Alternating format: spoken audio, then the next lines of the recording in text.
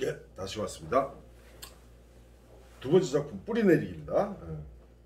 한정민님이 이제 반째를 맡으셨는데, 한정민님이 전에 오래 전에 저한테 미리 연락을 했어요. 제가 이렇게 과제 내고 그다음에 반째 올리고 이런 감상 단톡방에 들어온다거나 이렇게 잘 못하지만 제때 못하지만 과제 내는 것도 어렵지만 하는 일이 있어서 단톡방에서 계속 강의 영상 보고 있다고. 그래서 지난번 강의하면서도 얘기했지만 한정민님이 발제를 해주실 거다. 딱 일찍 일요일 밤까지인데 제가 알고 보니 토요일에 올리셨나? 일찍 올리셨어요. 근데 하실 수 있는 분이니까 보면은 지금 줄거리, 총평, 모티브, 주제, 인물, 시점, 사건과 다시 총평 이렇게 세부적으로 해가지고 잘 발제를 해주셨어요. 그렇게 믿으니까 제가 그렇게 믿었으니까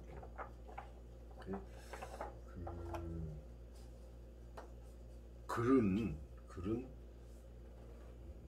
그 작가의 얼굴이라고 그러잖아요. 그래서 글을 읽어보면 이 사람이 어떤 사람인가, 어떤 재능이 있는가, 얼마나 할 수 있는가가 대충 보여요.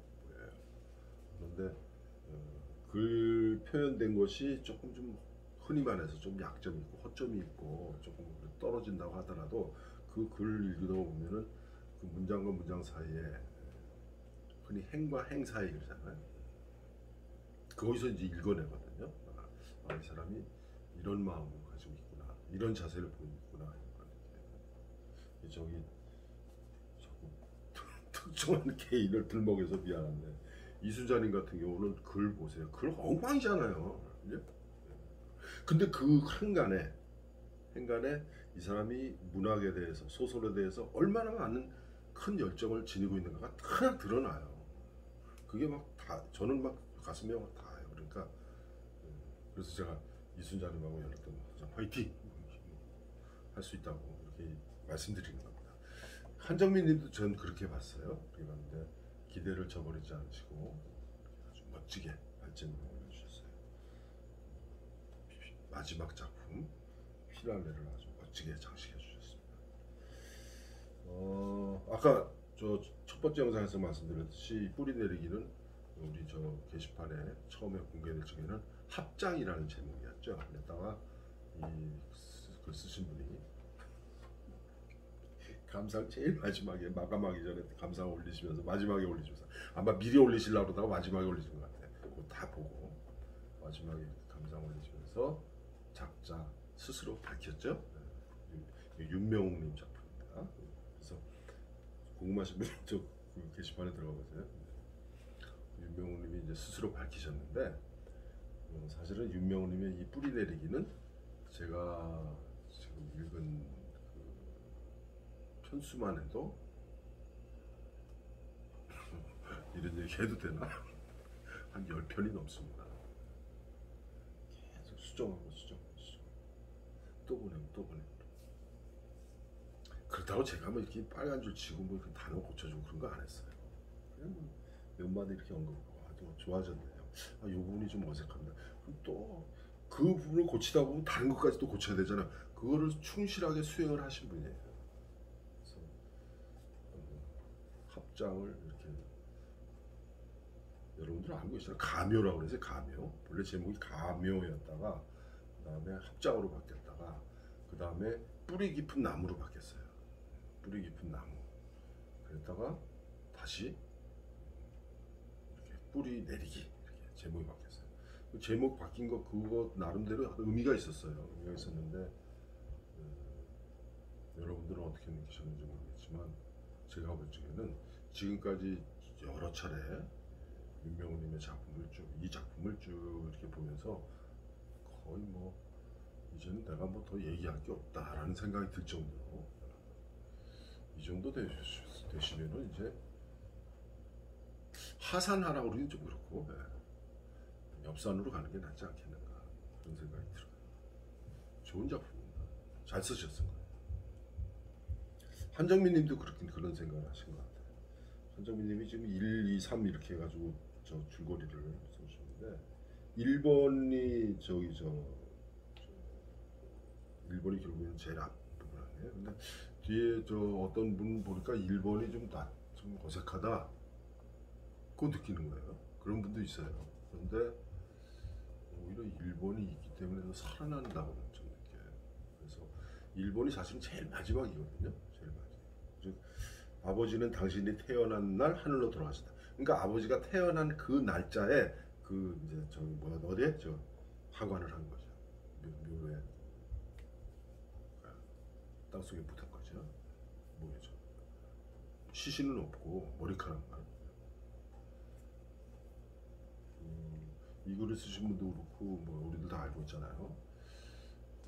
월남전에서도 그랬고 군에서 저 군대 생활할 적에도 이제 무슨 비상사태 걸리고잖아요. 그리고 데프콘을 해요. 데프콘 뭐 2, 뭐 데프콘 1 이러면은 그래가지고 저거 손톱하고 발톱, 손톱 발톱하고 머리카락 잘라가지고 이렇게 그때 저 그런 조그마한 합이 있었어요. 조그만.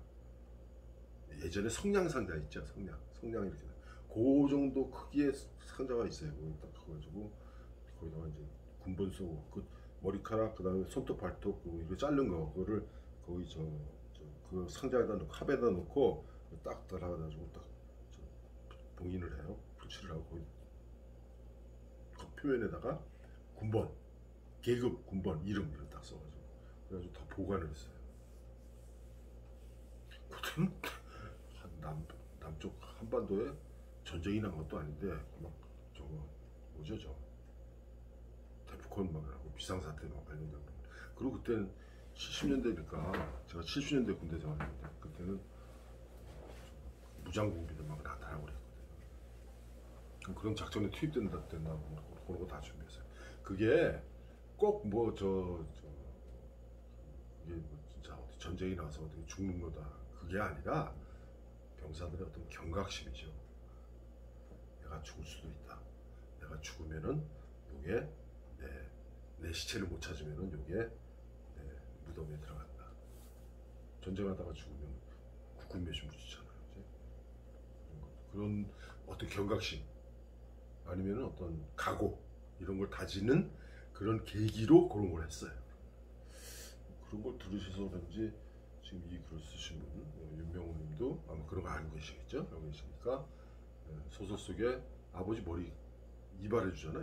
이발하면서 머리카락을 이렇게 다 담아가지고 그 머리카락을 우리 뭐 이발하고서는 여러분들 여성분들 집에서 머리 자르는 사람들 있잖아요. 머리 자르려고 그러면 쓰러진 거 다 담아가지고 바로 쓰레기통으로 가잖아요. 근데 지금 이분은 봉사활동하면서 배운 머리 이발 기술로 아버지 혼자 기관한 방에 가서 아버지 머리 깎아주고 거기다 그 방에서 어떻게 처리하고 그러니까 봉투에다 담아가지고 가져나갔어요. 가져나갔으면 곧바로 쓰레기통에 버릴 건데 그걸 왜 가지고 있었을까? 뭔가 연유가 있었을 거예요. 아니면 깜빡하고 못 버렸다든가 아니면 이 은혜죠. 은혜가 차를 몰고 가서 아버지 머리를 이발해드리고 나머지 그 처리한 거 머리카락들을 집에 가서 버리려고 잘 포장해가지고 차 뒤 트렁크 어느 구석에 꼭 처박아 놓았는데 나중에 몰랐던 거죠. 그런 식으로 뭔가 있었을 거예요. 어쨌거나 그 아버지 시신을 어머니는 돌아가시면서 옆에다가 아버지가 돌아오실 거라고 가묘를 만들어 놨잖아요.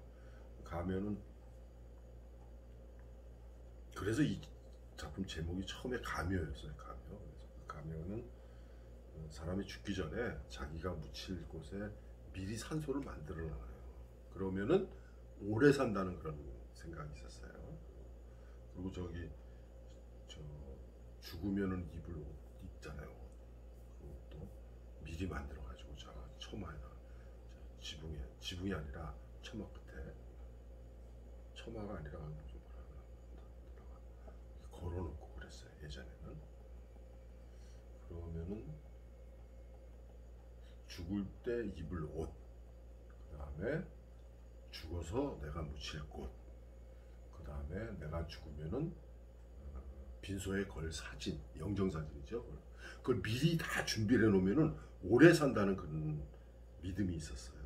또 어떤 기대겠죠. 네, 그렇게 많이 했는데 여기서도 지금 가묘를 미리 마련해 놨는데 어머니 돌아가실 적에 거기 언젠가 아버지가 오셔서 묻히면 좋겠는데 아버지는 결국 첩하고 살다가 결국 거기서도 버림을 받죠.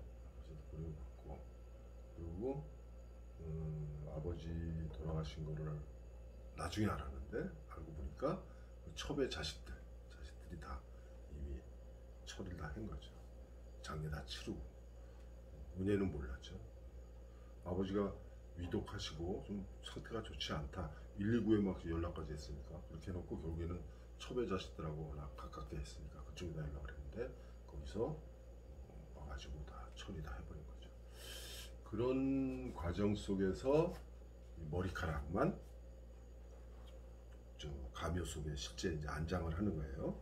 그러니까 지금 그 안장한 날이 아버지가 당신 생신이야. 생신날 땅속에 있는 거죠. 무슨 어른과는 일이 가볍지? 가벼울 수밖에 아무것도 안 들었는데 머리카락 조금 들었는데. 어쨌거나 아버지 어머니가 묻혀 있는 그 옆에 가묘 거기에 이제 아버지를 묻고 은혜가 얘기하고 아버지 이젠 여기서 엄마랑 편히 쉬세요.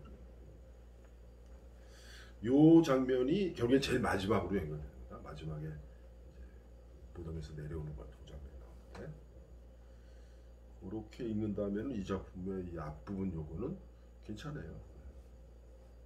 어떤 분은 눈에 거슬린다고 이렇게 느끼시는 분도 있죠. 자, 한정인이 발표해볼까요? 자, 발제해볼까요? 아주 잘해주셨어요. 뿌리 내리기의 도입부 문장들이 시처럼 아름답다.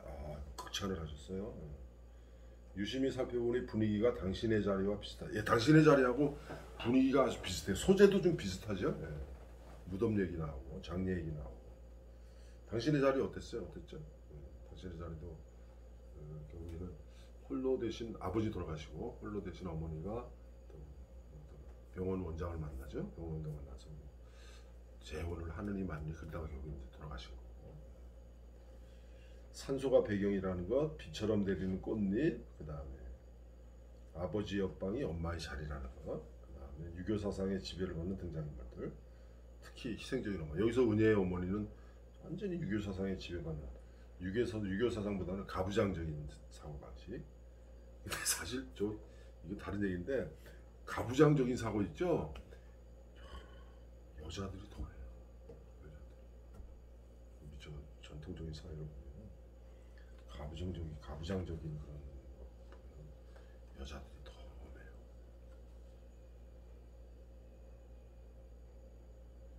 이거 좀 얘기하다 보니까 이상한 데로 빠져나갈 것 같은데 90년대 이후에 우리나라에 페미니즘이 등장했어요. 그래서 요즘 뭐 페미니즘 막 얘기가 많은데 여성주의죠, 여성주의. 그래서 그 페미니즘을 저는 일정 부분 인정을 합니다. 일정 부분 긍정을 해요. 왜 그러냐면 그동안에 너무나 남성 위주의 그런 하다못해 미국이나 영국에서도 여성들한테 투표권 준 게 얼마 안 돼요. 역사적으로 보면 우리는 저 해방 이후에 정부 수립되고 나서 곧바로 그냥 남자 여자 다 투표권을 줬지만 미국은 독립한 지 한참 지나서 영국은 얼마 안 돼요. 여성들에게 투표권을 준 게 그 정도로 우리나라만 해요. 우리나라 뭐 조선시대의 가부장적인 제도 유교 사상의 조선 그런 것만 아니라 외국에서의 저 여성 차별이 더 심각했어요. 아직도 있는 여성 차별. 여자가 시집가면 남편 성 따르잖아. 서양에는. 우리는 아니에요. 여자는 결혼해도 자기 성 그대로 유지해. 뭐 그것은 꼭 가부장적인 거 여성 페미니즘하고 연결시킬 건 없겠지만 어쩌나. 근데 가만히 있으면 왜 페미니즘 얘기가 나왔지? 뭐 때문에 얘기했지? 유교 사상에 지배받는 등장인물. 희생적인 엄마. 그 여성들이 오히려 유교적인 가부장적인 제도에 더 이렇게 심화돼 있다 할까? 실천하는 사람들이에요. 주체가. 남자들은 좀 너그러운데 여자들이 오히려 더 여성주의를 혐오하고 가부장적인 제걸 지키려고 흔히 해서 가문을 지키려고 하는 그런 많습니다. 전에 어떤 세미나에 갔는데 페미니즘 공부하는 여성 문학 연구자가 박완서 선생하고 박경리 선생을 페미니즘에다가 포함시켜가지고 얘기를 해요. 그래서 택도 없는 얘기거든요. 박경리 선생이 저기 작품 제일 유명한 건 뭐예요? 좀 잘 아시잖아요. 토지잖아요. 토지의 주인공이 누구예요? 서희예요. 서희가 페미니스트예요? 가부장적이 전형이에요. 전형. 가부장제도의 전형. 여자지만 가부장제도의 전형이에요. 집안을 이어야 된다는 거예요. 박완서 선생님이 페미니스트예요? 택도 없어요. 박완서 선생님 작품에 등장하는 모든 여성 주인공들, 대부분이 여성 주인공이지만 모든 여성 주인공들 가부장 제도에 철저하게 심화되어 있는 여성들이에요. 엄마의 말뜻 보세요. 엄마의 말뜻은 뭐예요? 엄마는 아버지 잃고 남편 잃고 남동생 잃고, 지금 이 화자 입장에서는 누구야? 할아버지 돌아가시고 아버지 돌아가시고 외삼촌 돌아가시고, 그리고 또 어떻게 돼요? 아들도 죽어요. 이게 뭐야? 아버지 돌아가시고 남편 죽고 남동생 죽고 아들 죽고, 그러면서도 그 안에서 꿋꿋하게 지켜내는 거예요. 그렇게 지켜낸 버텨낸 힘, 그게 말뚝이에요. 그러니까 엄마의 말뚝이에요. 엄마가 그렇게 말뚝처럼 힘으로 이렇게 지탱할 수 있었던 게 뭐냐? 결국에는 아버지였고 남편이었고 남동생이었고 아들이었다는 거잖아요. 말뚝이 그거예요. 엄마가 그 어려운 역경 속에서도 꿋꿋하게 지켜낼 수 있었던 거는 뭐다? 남자다. 아버지였고 남편이었고 남동생이었고 아들이었다. 뭐 우리도 그러잖아요. 아버지 말 따르다가 남편 말 따르다가 아들 말 따른다고 여자들이 그런 얘기를 하는데, 지금 이 작품 속에 나오는 희생적인 엄마가 딱 그런 모습이에요. 그러니까 이 작품은 페미니즘으로 얘기하면 안 됩니다.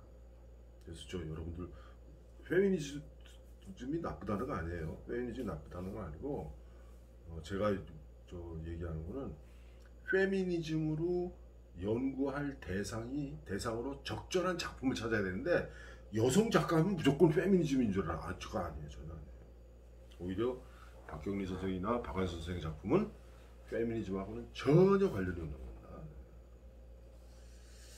여성들이 쓴 작품 속에 오히려 가부장적인 그런 게 많이 드러나요. 그럼 이것도 뭐예요? 윤명호님이 썼다고 본인이 스스로 밝혔어요. 윤명호님의 사고가, 윤명호님이 여잔데 가부장적인 사고에 젖어 있다 그러면 좀 뭐하고, 은연중에 그게 배어 있는 거예요. 뭐예요? 아버지, 남편, 남동생, 그런 데 대한 어떤 기대감, 그리고 예를 들어서 친정은 결국 아버지잖아요. 아버지의 그 가문이 이어져야 된다. 윤명호님도 이제 결혼하고 애 낳고 시아버지 시어머니 있을 거 아니에요. 남편을 중심으로 한 시댁의 어떤 가문, 이게 이어지고, 친정의 이거는 또 이렇게 이어지고, 그것을 잘 따르는 그런 사고방식이죠. 그럼 뭐예요? 가부장적이죠. 여기서 희생적인 엄마가 그런 모습이에요. 이런 면에서 그 당신의 자리하고 이 뿌리내리기가 비슷한 거죠.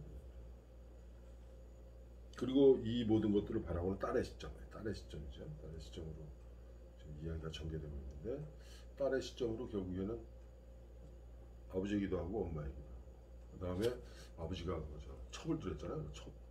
그쪽에 아이들 얘기도 하고. 그런데 이렇게 유사하지만 줄거리와 구성은 두 작품이 확연히 달라. 비슷한 배경에 전혀 다른 스토리를 만들 수 있는 그것은 큰 능력이다. 상상력과 능숙한 구성, 부드러운 문체뿐만 아니라 죽음의 문제를 정감력 있게 제시한 수작임에는 틀림이 없다. 다만 아버지와 갈등을 풀어가는 방식이 신선하지 않고 작가의 가치관을 강요하는 듯한 문장들이 개인적으로 잘 수용되지 않다. 여기 보세요. 지금 이거 한정민 님이 지적한 거 요게 바로 그 1인칭 시점의 그 허점이에요. 뭐냐면 작가의 가치관을 강요하는 듯한 문장들이 있어요. 여러분들 한번 다시 한번 읽어보세요. 이게 뭐냐면은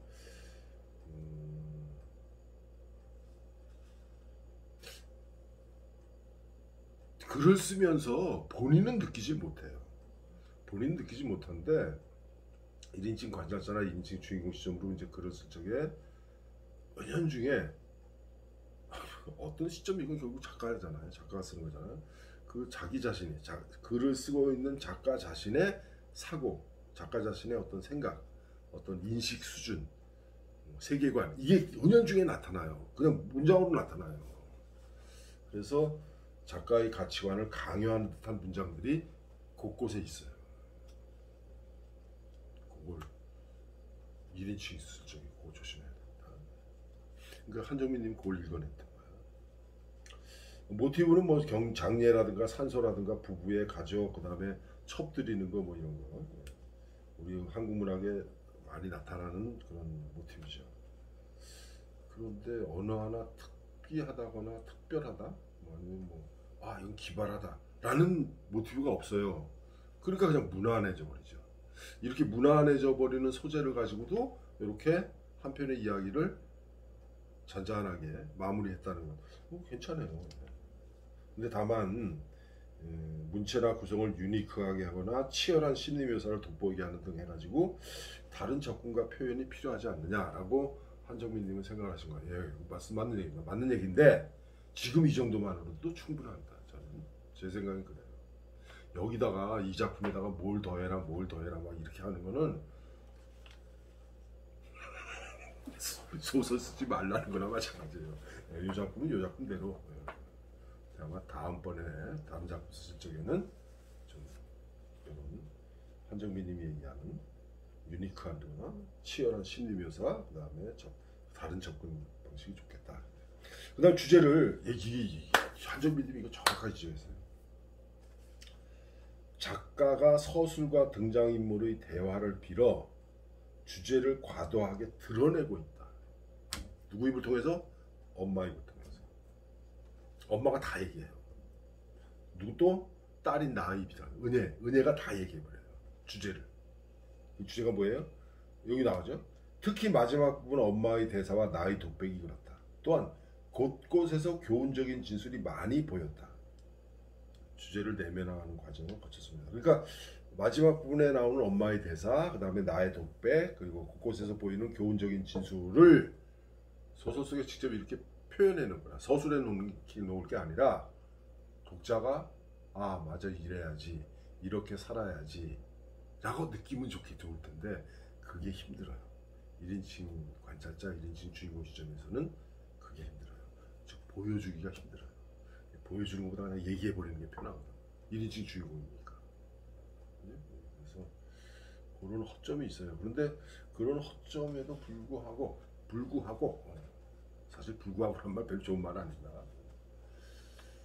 그런 허점이 있음에도 괜찮아요. 뿌리내리게 나오는 인물들은 대부분 작가의 설명을 통해 등장한다. 특징이 드러난다. 내 기분은 어땠고 아버지는 어떤 사람이었고 엄마는 이러이러한 훌륭한 분이셨다. 이런 거. 설명보다 대화나 행위를 통해 인물의 특징이 드러나면 좋을 것 같죠. 좋을 것 같은데 그렇게 되려면 2인칭 주인공이 아니라 2인칭 관찰자여야 돼요. 관찰자가 속 뜻은 모르고 보이는 대로 이렇게 드러내주면 되는데 1인칭 주인공의 경우에 뭐예요? 속 뜻까지 다 알고 있죠. 그래서 힘들어요. 그래서 이제 극적인 보여주기가 관건이다 그랬는데 이 작품에서 극적인 보여주기를 어느 부분에다 넣는다 좀 힘들 거라는 생각이에요. 그러니까 이 작품대로 두고 다른 작품에서 이걸 좀 한번 시도해 보셨으면 좋겠어요.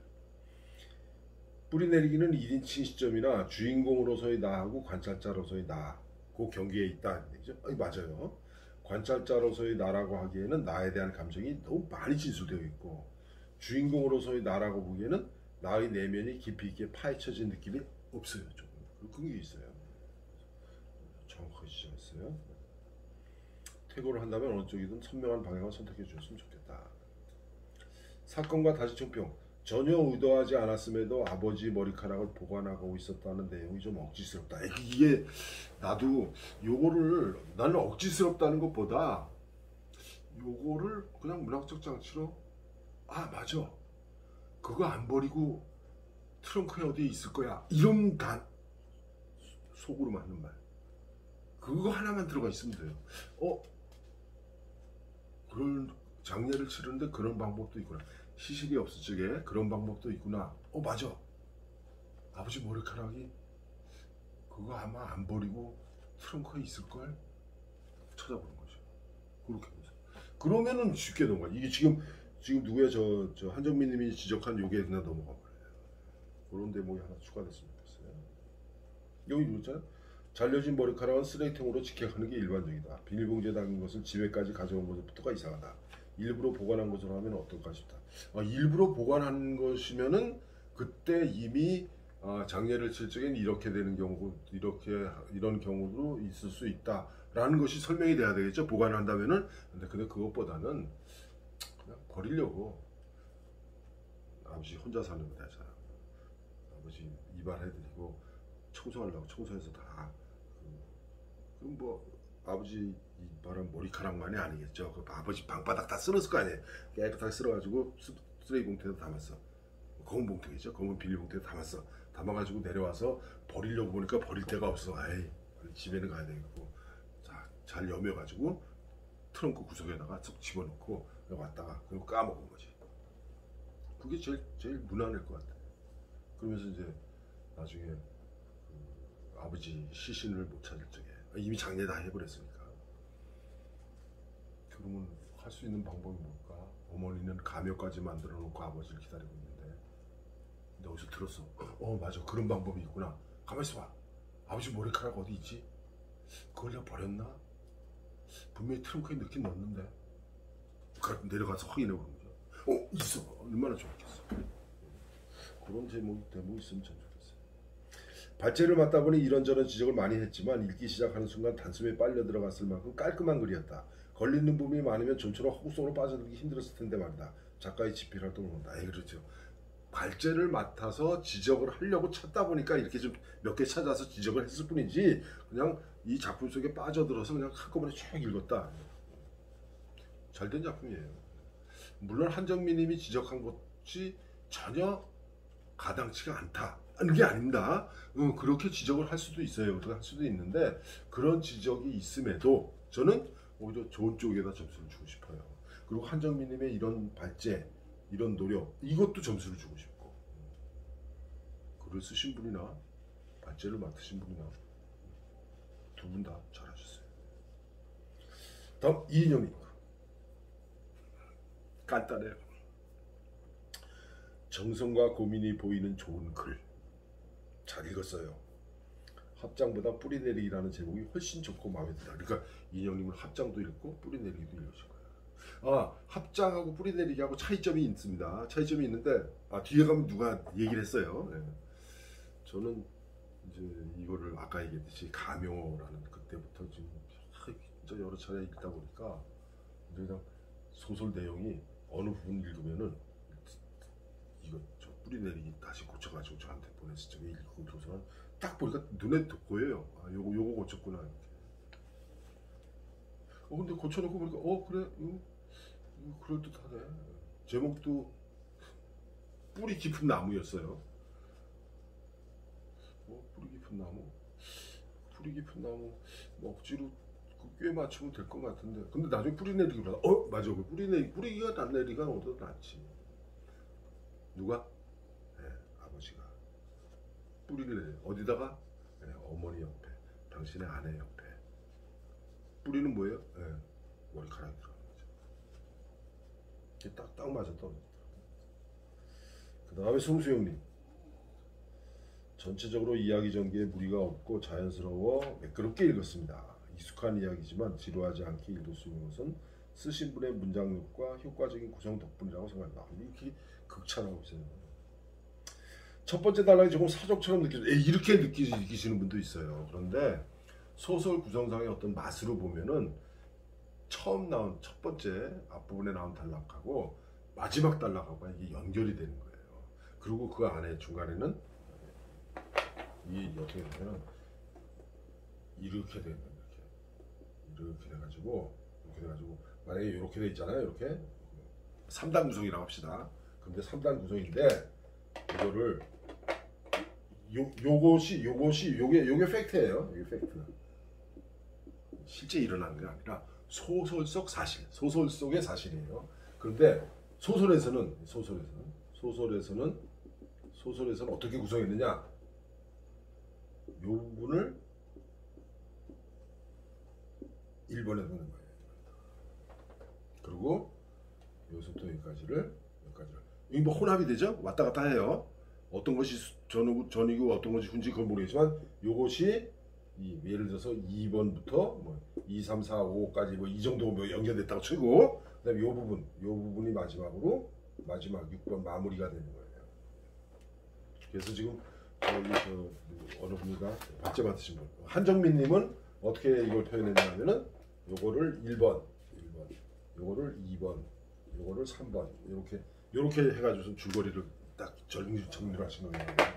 이런 식으로 실제 소설 속에 일어난 사건들은 이렇게 된다고 하더라도 그것을 소설을 쓰면서 표현을 할 적에는 이 부분을 앞으로 끌어와가지고 이렇게 하고 그 다음에 이 부분하고 이 부분을 요 얘기하다 요 얘기하고 요 얘기하다 요 얘기하고 이렇게 왔다 갔다 할 수 있겠죠. 그러면서 과거 얘기죠. 과거. 제가 아버지하고 어머니하고 어떻게 살다가 아들 낳고 살다가 아버지가 바람이 났어. 그리고 어떻게 되고 그 얘기. 그리고 이제 뭐 거의 절연하다시피 하고 근데 어느 날부터 아버지가 전화를 했어. 가보니까 아버지가 진짜 꼴이 말이 아니야. 그래서 뭐 봉사활동 경험이 있으니까 아버지 이것도 해주고 저것도 해드리는데 머리도 깎아드리고 그래서 갑자기 이제 아버지가 연락하셔가지고 큰일 났어. 119에 신고하고 그리고 어떻게? 아버지 첩에 그 자식들한테 연락을 해요. 그래서 얼마 있다가 가보니까 아버지 돌아가셨대. 황당하죠. 그 얘기예요. 근데 이제 어머니를 생각하면 어머니는 또 가묘까지 만들어 놓고 어머니는 아버지를 기다렸잖아. 그런 게 여기서 이제 왔다 갔다 하면서 과거와 현재가 왔다 갔다 하면서 이렇게 얘기하고 과거 속에서도 그거보다 더 과거의 얘기가 같이 어우러져 가지고 여기서 뭐 내가 저 2번부터 5번이라는데 꼭 2번부터 5번이 아니더라도 요 안에 다 표현이 될 겁니다. 그리고 그러니까 전에 허구 얘기할 적에도 이 얘기를 했었는데 이거는 얼마든지 이렇게 할 수 있어요. 그래서 뭐 순행적, 역순행적 이런 말을 했잖아요. 그런 구성 방식은 오히려 소설의 리얼리티보다는 독자들에게 이렇게 탁 이게 무슨 얘기지? 호기심을 불러일으켜요. 그러다가 누가 죽었구나, 관이 뭐 이렇게 가볍대. 그러다가 갑자기 어떻게 뭐라고 그랬어요? 뜻밖의 아버지부터 전화가 왔다. 뜻밖의 아버지부터 받았다는 건 뭐예요? 요거 이전이죠. 요만큼도 될 거예요.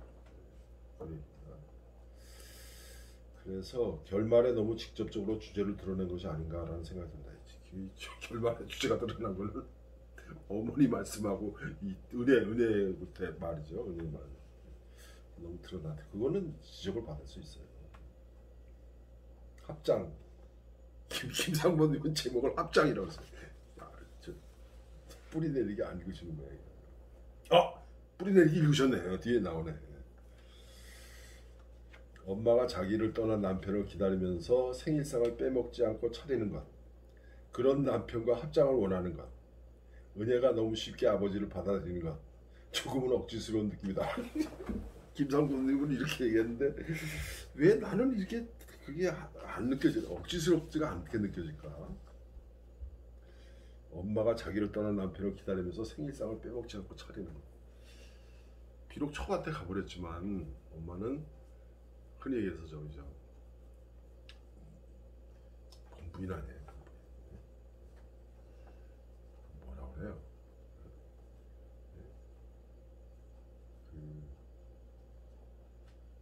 갑자기 말이 안 들어오네. 같이 고생한 본부인.